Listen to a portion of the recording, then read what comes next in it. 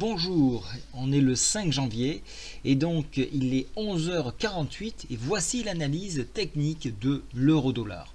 Alors comme vous pouvez le voir, j'ai supprimé pas mal de droite si on regarde l'ancienne analyse et je l'ai remplacé donc par un canal de tendance ici qui part donc du mois d'octobre, mi-octobre et jusqu'à donc la suite on le verra.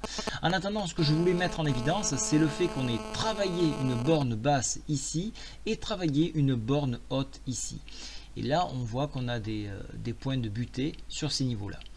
Je voulais mettre en évidence également le fait que la Bollinger s'était contractée et là elle semble s'écarter à nouveau, donc on va avoir un retour à la volatilité.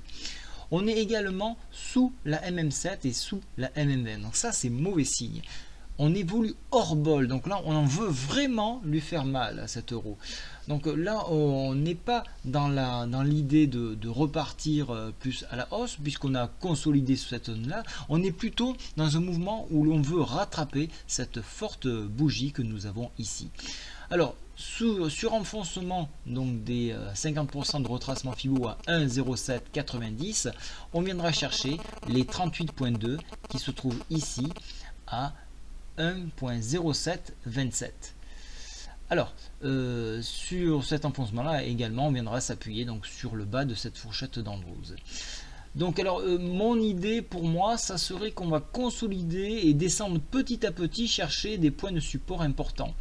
Au vu de ce que je vois ici, hein, les 50% ont cédé, on pourrait venir chercher dans un premier temps donc ces points là.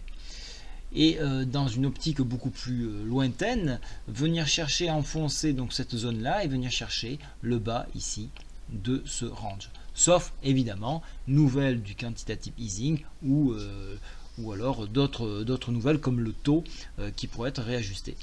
Voilà un petit peu, sans ces données là, ces deux grosses données qui sont le quantitative easing et le taux, on s'achemine plus vers une baisse que vers une hausse.